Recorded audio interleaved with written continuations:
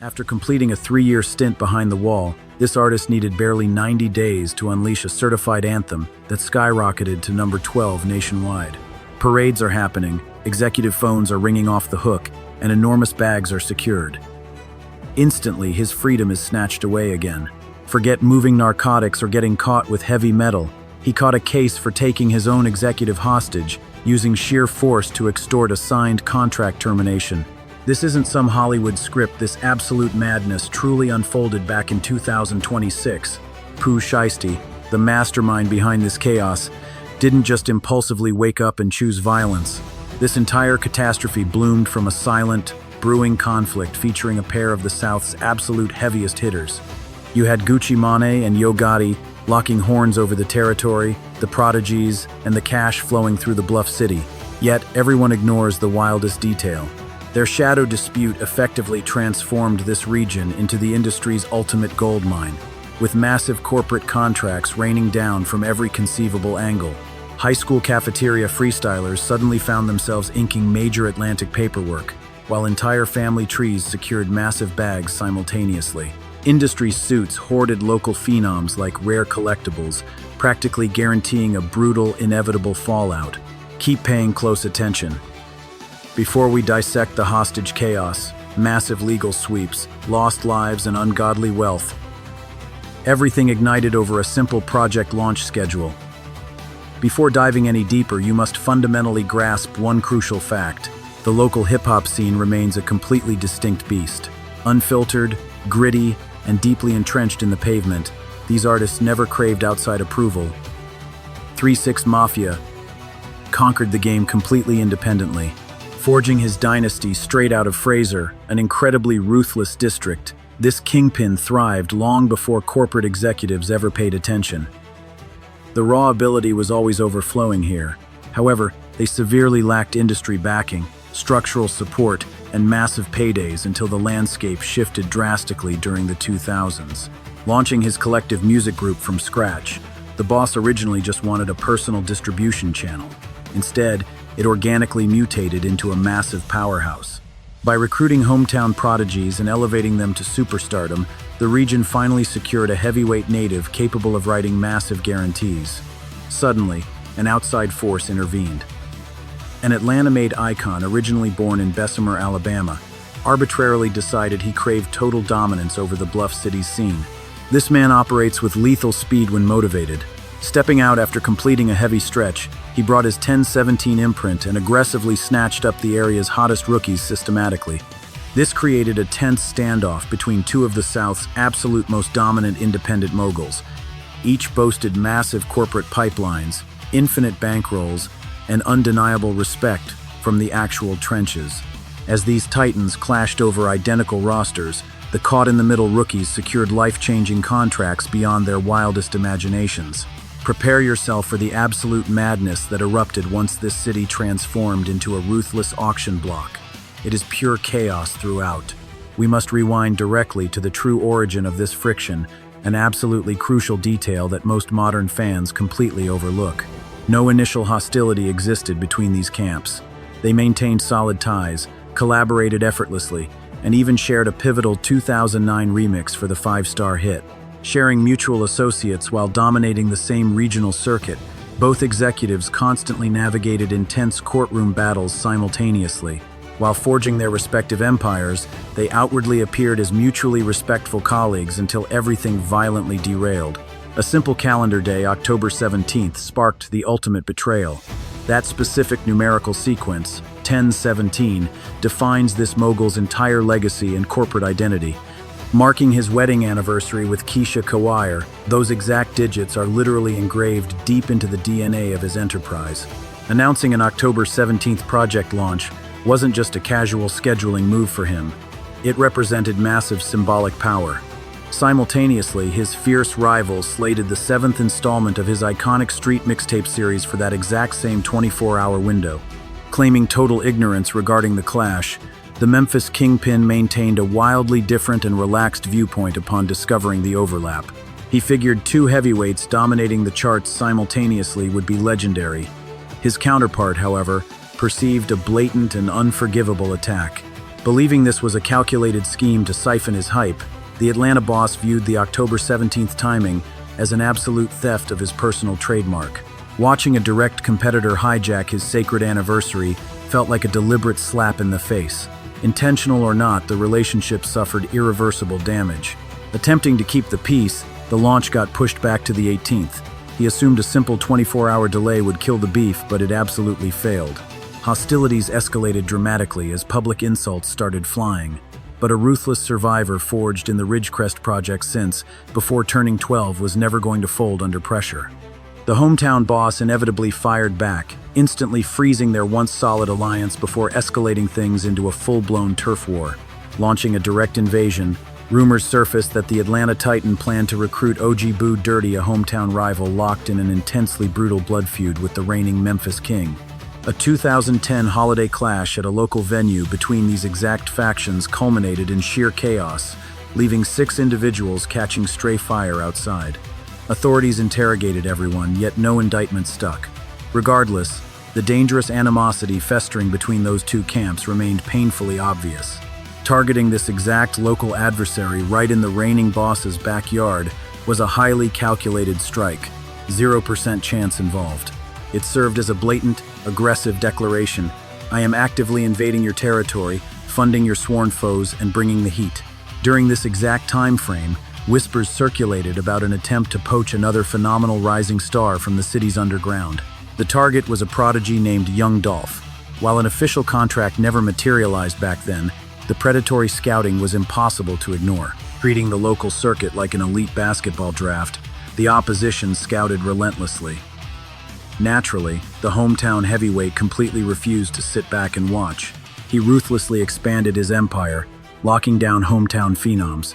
For years, these twin titans commanded their own parallel syndicates. Each flourishing, their orbits sometimes colliding, yet a quiet, undeniable tension constantly brewed underneath. But the true detonation loomed ahead, sparked by a Southside prodigy impossible to overlook. Time to dive into the legend of Pooh Shiesty. Before plunging into the corporate warfare and madness, grasping his roots is crucial. His origin story sets the entire stage. Born Lantrell Donnell Williams Jr. on November 8, 1999, he hails from Magnolia, an absolutely brutal sector inside a famously unforgiving Tennessee town. Inheriting his moniker from a fallen sibling, he combined it with gritty underworld slang that perfectly mirrored his shadowy operations. The man lived his truth out loud, yet the masses constantly miss a massive piece of his puzzle. This was no accidental hustler turned artist. His dad built a homegrown hip-hop imprint from scratch, spitting bars as the mob patriarch. Haunting recording booths by age 8 or 10, he absorbed the engineering, shadowed his father's gigs, and bled music long before writing any lyrics. After relocating to Texas alongside his mom for a brief stint, he eventually returned home. Securing his credentials via digital courses, 18-year-old Shiesty locked in, hit the booth aggressively, and launched his independent collective. Dropping his debut banger in March 2019, he enlisted his most trusted ally, Big 30, a pivotal figure in the impending saga. Follow-up anthems served as essential foundation stones, racking up numbers and commanding serious hometown respect. Yet unleashing that May 2020 remix, alongside 2 regional heavyweights, completely shifted the atmosphere. Teaming up with the city's premier hitmakers forced the entire music business to lock in. Grasping the sheer pressure resting on his shoulders is vital here. He was rapidly crowning himself the fresh kingpin of his hometown sound.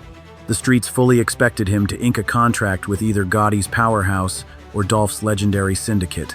They ruled the local monopoly. Exploding regional stars naturally funneled straight into those specific executive boardrooms. He shattered that predictable path. April 10th, 2020. Atlanta royalty infiltrated his inbox.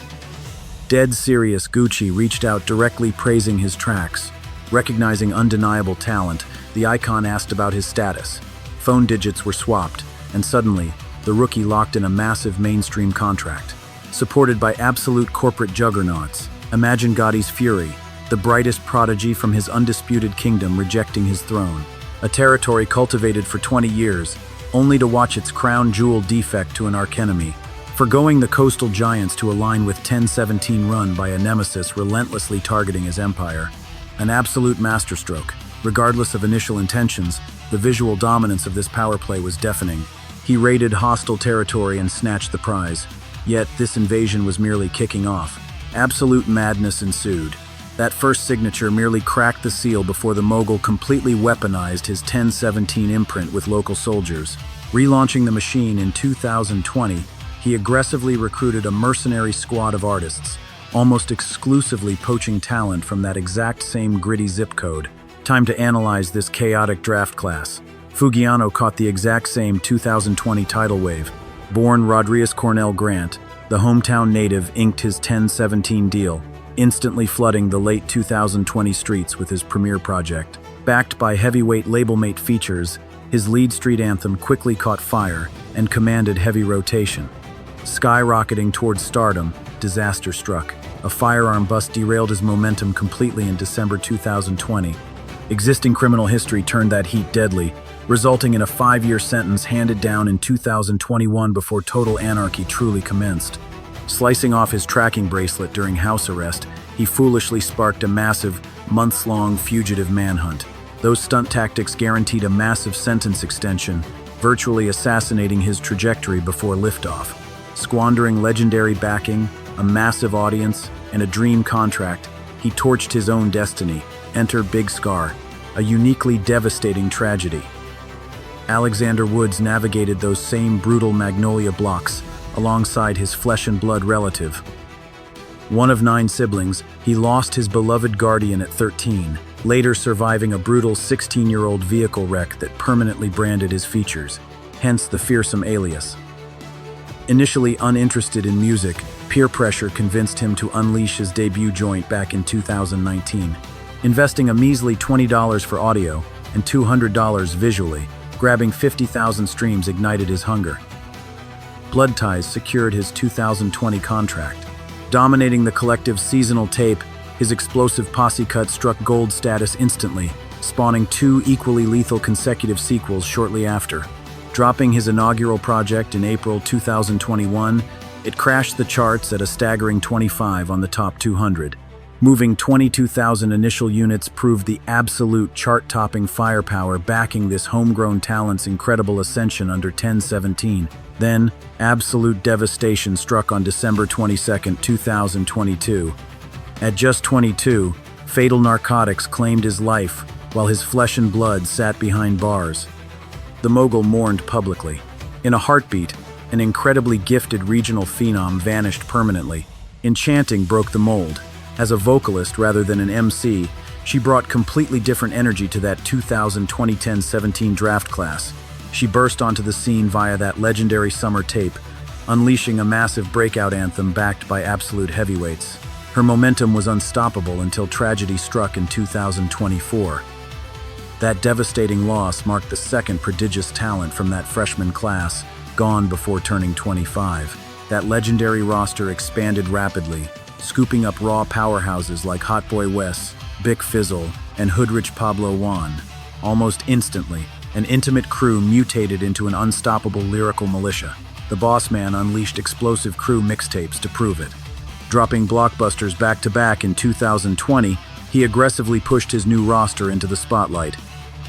Think of it as a masterclass in launching a cinematic universe. One industry heavyweight perfectly summarized his legendary scouting abilities back then. This exact sentiment explains why landing his stamp of approval was the ultimate prize. The man's influence is inescapable. He laid the foundation for undeniable superstars like Nicki, Thug, Migos, and Waka. Fast forward to rising phenoms like Pooh Shiesty, Big Scar, Fugiano, and Enchanting. The veteran mastermind clearly possessed a golden touch. He engineered a bulletproof legacy. Far beyond a microphone veteran playing executive, he evolved into the industry's ultimate star maker. Heavy hitters like Young Thug and Migos earned their initial stripes under his wing. Even Chief Keef rocked the 1017 chain for a minute, securing his signature practically guaranteed global superstardom. For any hungry Memphis kid armed strictly with raw skill and an iPhone, spotting his name in the inbox altered destinies. Yet a massive unspoken truth lingered in the shadows. He didn't just recruit those local prodigies for their potential. It was a calculated chess move against a hometown rival. Plucking those rising stars from that specific territory broadcasted an incredibly loud, undeniable warning shot across enemy lines. Meanwhile, the opposition was quietly constructing an absolute juggernaut. Assuming the Atlanta boss held all the cards would be foolish, his Memphis counterpart launched a formidable empire back in 2012. Initially branded after his notorious Street Hustle tape series, this imprint operated strictly as a homegrown syndicate from its very inception. Instead of outsourcing talent from other rap capitals, he weaponized his own backyard. The monumental success generated by that strategy is undeniable. Examine that legendary lineup and try denying it's the most formidable regional powerhouse ever assembled, especially when boasting titans like Moneybagg. To grasp the sheer dominance of this imprint, analyze that specific 2016 acquisition. Initially, the industry barely batted an eye at the move. The rookie relentlessly flooded the streets while refining his gritty aesthetic. With expert guidance, that slow burn erupted into 2021 global supremacy. Dropping a chart-topping masterpiece, he utterly dominated the 200 rankings and instantly began packing massive stadiums to the rafters. Astounding digital metrics elevated him to undeniable elite status. That kind of meteoric rise exemplifies a masterfully executed executive gamble. Recognizing raw greatness long before the mainstream caught wind, he nurtured that seed until it blossomed into a historic goldmine. They locked down another chaotic prodigy around 2015, striking perfectly as his explosive breakout anthem began dominating the airwaves. The man literally embodies his hometown's frantic pulse, unpredictable, fiercely genuine, and commanding enough to electrify absolutely any venue he enters. Rapidly becoming an essential cash cow for the squad, he engaged in a bitter rivalry with a legendary late hometown peer, a conflict echoing the executive's own legendary feud. Rival camps fiercely battling over municipal supremacy, sparking intense fallout that bled far beyond simple studio microphone warfare. 2018 brought another massive acquisition. Their new recruit had already secured a monumental global smash alongside the biggest superstar in music. That unstoppable anthem catapulted him into the stratosphere, while the elite endorsement guaranteed an unbreakable grip on the mainstream. Securing his loyalty to the hometown roster, the executive soon pushed boundaries. By 2019, he brokered a massive cross-country alliance to snatch up a premier Detroit phenom. That maneuver proved revolutionary, signaling a brazen territorial expansion far outside traditional hometown borders. Evolving into an absolute powerhouse, the imprint possessed enough leverage to extract heavyweight talent nationwide through high-stakes industry alliances. Snatching another local giant amidst the chaotic 2020 pandemic era further cemented their vice grip on the regional culture. Forged in the trenches, he secured the bag with the hometown titans and cultivated an absolutely ravenous, die-hard following. Racking up over 110 million plays on a single therapeutic anthem, he remains a stealthy titan within the organization's historic run. Leveraging an elite regional machine, this local warrior secured lasting greatness. Then came July 2022, the moment a female powerhouse shifted everything. Securing her signature arguably stands as the franchise's most earth-shattering move since their initial flagship superstar. Hailing from the northern trenches, she hustled relentlessly in the shadows until dropping a ferocious viral anthem that literally broke the internet. The track exploded globally, securing an A-list remix and dominating the Hot 100. Overnight, she transformed into the industry's most electrifying sensation. The boss publicly praised her raw magnetism, declaring her unique sonic rebellion exactly the adrenaline shot the culture desperately required. His intuition proved flawless. Catapulting from underground obscurity to Grammy-nominated royalty, she conquered the entire globe while riding that hometown machine. 2021 brought a massive corporate alliance with a legendary global distributor. The squad instantly transcended local fame to become an unstoppable corporate giant. Boasting infinite worldwide reach, they morphed into an apex industry predator. Now, truly grasp the gravity of this showdown. In the first corner stands a legendary Atlanta titan boasting major corporate backing and a lethal stable of local prodigies like Pooh Shiesty and Big Scar. Opposing him is the hometown general armed with global distribution and a juggernaut roster featuring Moneybagg and Glorilla, two colossal war machines battling for a single kingdom. Consequently, every rising star from those trenches faced a brutal ultimatum: Pledge allegiance, attempt perilous neutrality, or risk absolute destruction trying to hustle both titans simultaneously. That raw voltage surging through the bluff city back then, pure magic. Contracts flew around like confetti. Industry heavyweights stalked the underground scouting basement gigs, internet hits, and any buzzing audio profile from those streets. Rookies who barely had lint in their pockets 24 months prior suddenly caught wind of massive six-figure payouts. A fierce boardroom rivalry sparked an absolute stampede, turning hometown lyricists into priceless treasures waiting to be unearthed. We need to dive deep into that initial 1017 Inc. Before the wheels fell off, that boy's flight path looked completely unstoppable. His rookie tape hit the streets hard in February 2021, ruthlessly climbing to the 3rd spot on the national charts. Imagine that a trench baby who scraped together $20 for studio time suddenly breathing down